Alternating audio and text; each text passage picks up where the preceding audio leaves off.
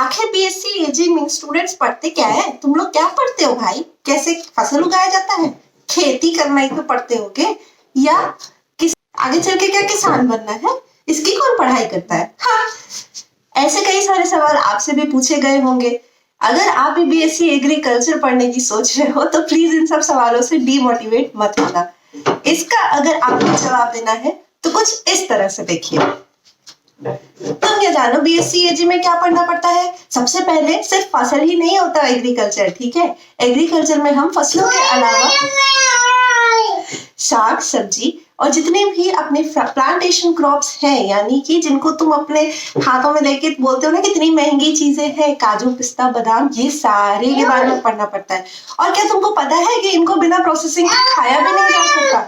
Because they are plantation crops. ये सब तो तुमने जाना नहीं होगा, ये सब हमें पता है। हम सीखते हैं कि इनको कैसे इनका फाइनल प्रोडक्ट तैयार किया जाता है, न सिर्फ इनका, ये जो जूस तुम पीते हो ना, ये सब भी कैसे तैयार होता है। ये जो अलग अलग बोतलों में आती है ना, ये भी हमें कहाँ से मिलती है, कौन से तरीके की होती है, या क्यों स्पेसिफिक बॉटल यूज किया जाता है, ये सब हमें पढ़ना पड़ता है, ठीक? और सिर्फ इतना ही नहीं, सिर्फ फसल साग सब्जी ये नहीं, इसके अलावा जितने भी बीजे होते हैं वो आप कितने सारे बीज लेते हो जिसमें से आपको अच्छा प्रोडक्शन मिलता है, और कितने बीज लेते हो जो खराब क्वालिटी के होते हैं। ऐसा क्यों? इनके बारे में भी हमें पढ़ना पड़ता है।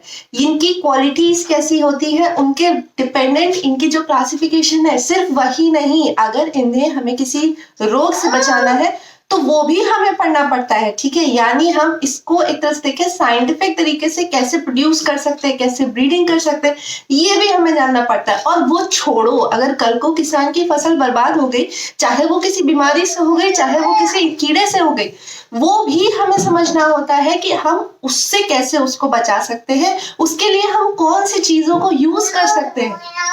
और सिर्फ इतना नहीं, हमें मैथ्स भी पढ़ना पड़ता है, यानी कि स्टैटिस्टिक्स, जिससे कि हम कौन से तरीके के डिजाइन यूज कर सकते हैं उस फील्ड में। चाहे हम फील्ड एक्सपेरिमेंट कर रहे हो, चाहे हम लैब एक्सपेरिमेंट कर रहे हो, हमें किस टाइप के डिजाइन यूज करने, हमें स्टैटिस्टिकल टूल्स जानने पड़ते हैं।